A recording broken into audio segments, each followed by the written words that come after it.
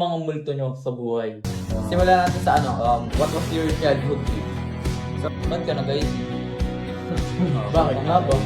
Tama ba yung decision ko na ipagpalit yung passion ko sa responsibilities ko? So, mga minor subject na feeling major. Hi guys! So, before we start, magpapakilala muna ang inyong mga host para naman kilala kami ng mga listeners. So, I'm Eli Lapitan. You can find me on IG, X_Y_LLE. And my name is Renante Doctolero. You can find me also in IG, Arvane. And my name is Jose Pascua, and you can find me on IG, JoseL_PSC. And I'm Carl. Wala akong Twitter, wala akong Facebook, and wala akong Instagram. So, today, pag-usapan natin yung dreams, mga obstacles na kinaharap namin towards that dream, tapos mga future visions namin about that dream. So, magsisimula natin kay Reynante. Simulan natin sa what was your childhood dream? So, nung bata talaga ako, pangarap ko talagang maging pulis. Kaso, habang kasi tumatanda tayo, di ba, di ba? Nagbabago yung mga yung mga gusto mong tuparin, ganun.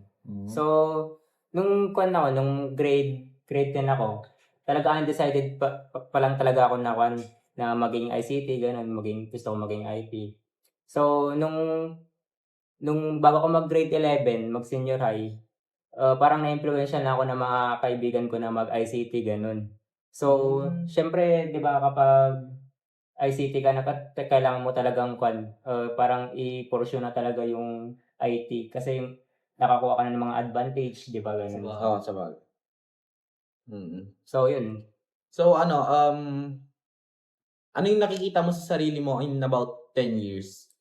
So, nakikita ko sa sarili ko, siguro magiging IT technician ako soon sa abroad siguro. Yan. So, anong particular country naman ang nakikita mo sa sarili mo? Depende.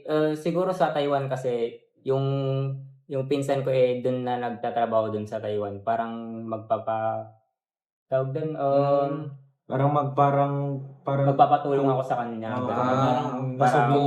Para mas mabilis kong matupad yung mga pangarap ko. So, di ba first year na tayo ngayon? Oo. Nasa daan ka na ng ng pangarap mo. Ano yung mga obstacles na kinaharap mo bago ka makapunta sa nasaan ka na ngayon? So, mga obstacles na aking mga pangarap ko, siguro, ang hirap siguro para sa akin kasi parang, di ba, undecided ako, di ba? Ang hirap abutin, ganun. Yun. Okay? Parang yung Depende na lang kung ano mangyayari sa akin soon, ganun. So, yung matutupad ko. biggest obstacles mo is yung undecided ka pa? So, last minute ka lang nag-decide na magiging IT ka? So, in the future, parang hindi ka magbabago sa choices mo or hindi mo siya i-regret? Siguro, hindi ko siya i-regret. Siguro, ipipursue ko na lang talaga kasi wala na tayo, no choice na tayo kasi nasa first year college tsaka IT na yung kinuha ko. So, ay nasimulan mo na. Nasimulan na kasi. So, kailangan mo na tapusin. Tapusin mo. Okay. So, proceed tayo kay Jose. Yun. So, parang kay Renante, simulan natin. Ano yung childhood dream mo? Ang childhood dream ko talaga is maging marine na talaga.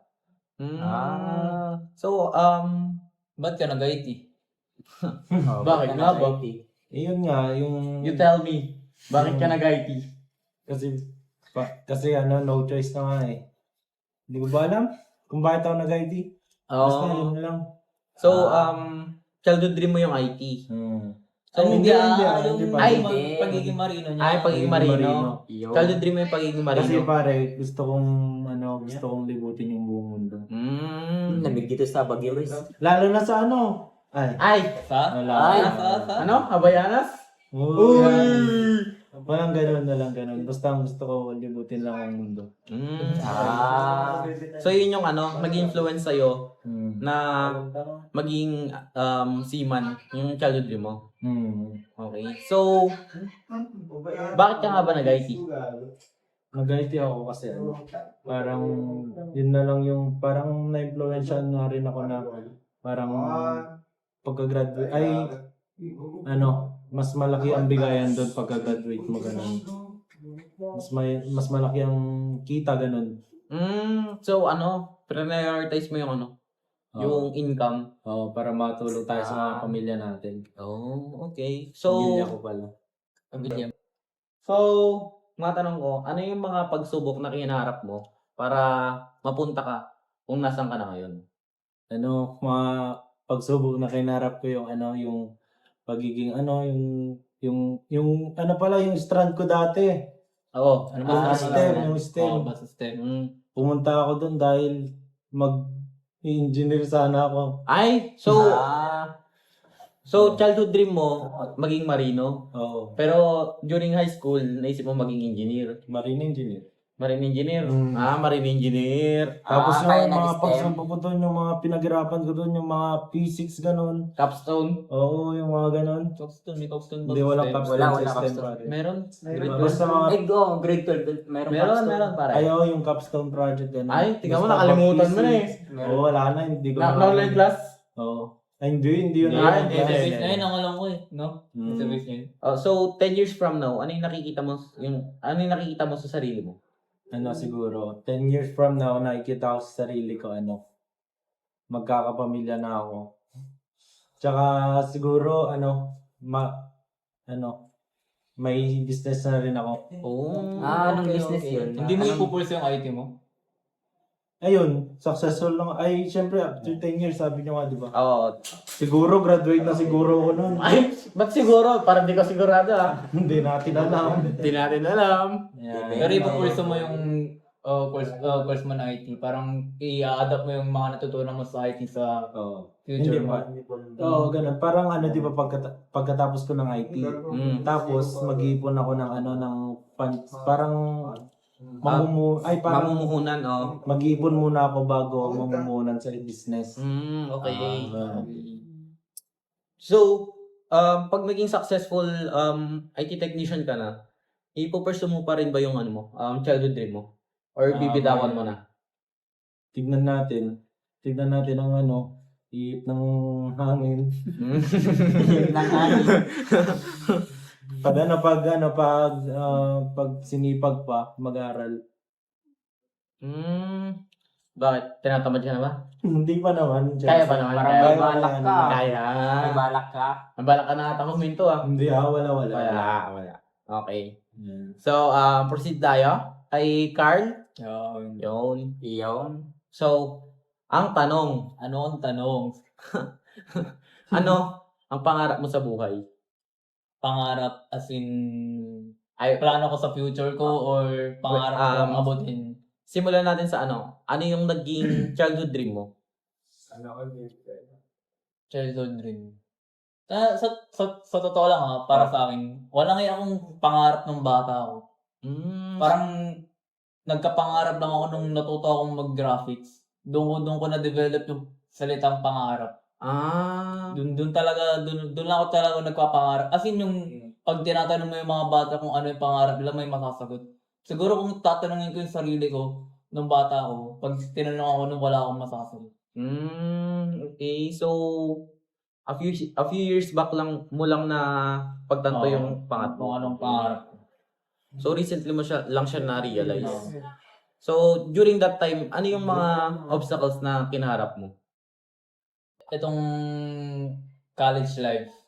Hindi ko kasi talaga akalain ganito kahirap yung course na ginawa ko. Okay. Na-scam din ako sa kasabihan na pindot lang sa IT. Pindot lang sa IT. Pindot lang. Tsaka walang math. Walang math, pero yung discrete, yung mga balagbag. Ang hirap. Discrete natin, balagbag. Mga Grabe. Yun yung mga struggles ko for now. Yung mga minor subject na feeling major. Uy, joke lang. Pero yun yung mga Joke lang. struggles ko. Now. Okay. Kay Sir Ellie, Uy, lapitan. ginawa mo naman akong instructor. Hey Barney, shoutout sa'yo dyan, pare. Joke lang. Shout out Joke lang. sa'yo. Burp!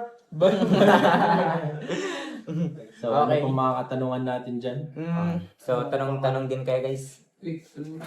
Ano, naka-live? Hindi na tayo naka-live eh. Ano ba yung live? Joke lang. Joke lang! Pero So- parang hindi mabiro ah. Ang tanong. Anong tanong? Ano nga ba? At ano ngayon? Kulot? So, Ano mo na brought to yan? you by Head Kulot! Si Ellen na itatanong, di ba? Yeah. Ano yung mga childhood dream mo? So, childhood dream? Ano kasi yan? Childhood dream. Bata tayo, di ba? Na-influensyan tayo ng mga nasa paligid natin. So, ever since childhood, mga pinapanood ko, documentaries about wildlife. So, parang nag-iba yung mindset ko na gusto ko din mag-save ng mga animals. So, mga pinapanood ko is documentaries na about wildlife na na-influensyan ako. Mga documentaries ni Kuya Kim. Ano Mga na? Siguro pare nanonood ka rin ng mga about National Geography. ganun. Mga ni David Attenborough. Oo, yun. Kahit Pasensya mo na kung kilala. na-mispronounce ko yung pangalan. Yung Pero, mga tinuro ni Ma'am History. Shoutout sa'yo, David. Sana magpakita ko sa kanya. Sa idol ka niya. wala na yun. Eh, wala na ba yun? David? Kitain mo na lang. Kitain mo na lang siya doon. So, ayun, mga documentaries ng Nat Geo World or ni Kuya Kim tuwing linggo. So, na-influence ako sa magiging, Nung bata biologist. ka ba, nabutan mo yung Ding Dong Dantes na na about sa, di ba yun, yung sa GMA? Or wala pa noon yun? Born to be wild? Ayun, Born to be Wild, yun. Meron na ba yun nung bata tayo? Wala pa, Meron wala na, pa. nabuto ko Yung na may eh. pan yung aha. Nabuto ko na eh. Feel ko wala.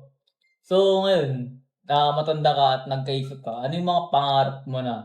Kasi for sure, yung batang ikaw, yun yung pinapangarap mo. Parang naman yung Brian ngayon. Brian? Bri pala. Bri. As of the moment, ganito kasi yan. Childhood dream, di ba? Na-influence tayo ng mga nasa paligid natin. But as we grow up naman, nag-iba yung mindset natin. Depende sa mga nangyayari. Kasi nabulat na tayo sa realidad ng buhay. So, Alam mo, ngayon, hirap yun. oo.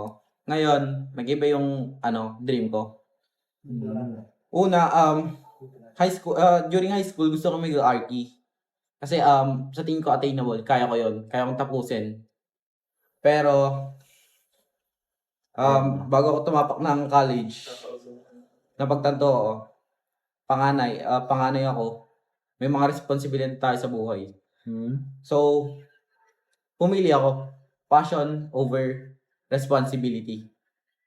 So, ang pinili ko, responsibility. Sinacrifice ko yung passion ko. Kasi sa tingin ko, mas madali kong ma-achieve yung dream ko kahit hindi na ako magiging RT. Pero ma-fulfill ko yung responsibilidad ko bilang panganay. Parang, Ang hirap din kasi yun, pag ikaw yung panganay, parang ang laking pressure. Bilang panganay, malaki kasi yung responsibilidad mo responsibilidad mo. Mabigat yung responsibilidad mo sa ikaw yung pamilya. magiging breadwinner. Oo. Ganun. So yun, Ikaw yung unang aasahan ng pamilya mo. oo. Kaya inisip ko, ano yung course na makapagpapadali or Patulong. ng mas mabilis sa mga responsibilidad ko sa buhay. So, nakita ko online sa mga binasa kong articles, IT technicians kasi as of the moment in demand yung mga IT technicians. In demand siya. Rather than mga architect na madami, mahirap maghanap ng trabaho, ganun. Parang ang dami din kasing kakompetensya. Oo. Yun. Kaya inisip ko maging IT. Pero Hindi ibig sabihin na hindi na yun yung goal ko, mas madali na yun. Pero yung goal na yun, bis na maging mas madali, maging mas mahirap. Kasi mahirap kasi hindi mo naman gusto yung ginagawa mo eh. Pero kailangan mo gawin Para sa pamilya mo. para sa mga responsibilidad mo sa buhay. Yun yung mga challenges ko sa buhay. Hindi ka nag-enjoy sa ginagawa mo, pero kailangan mong gawin. Yun. May tanong ako para sa para sa atin in general. Oo. Matuturo niyo bang multo yung mga hindi niyo natupad na pangarap? Yan! Yan ang tanong! So, Ito na ako ng Hindi naman multo na in general na multo na para sa'yo lang. Ito na lang, magandang tanong. Ano yung mga multo nyo sa buhay? So, di ba karamihan ng multi nila is love sa babae or sa mga kung ano na nilang kamag-anak, ganun. So, akin, ang multo ko is, tama ba yung decision ko na yung pagpalit yung passion ko sa responsibilities ko? So, yun. Yung greatest multo ko, kung tama ba yung decision ko or hindi. Ganun din naman sa akin. Ganun Tama ba hindi na- tayo lahat. Tama ba yung yung like mas pinili mo yung yung mga nakikita sa iyo. Mas maraming doon. Maraming opportunity. Ano kasi yan, as of the moment, di ko masasagot kung tama ba yung decision ko o hindi. Parang wala ka pa naman napapatunayan. Oo. Parang wala pa naman nararating. Tama. Kasi, first year pa lang naman tayo eh. Marami pa tayo. Magdadaanan. Marami pa rin struggle. Natin alam ko ano tadhana.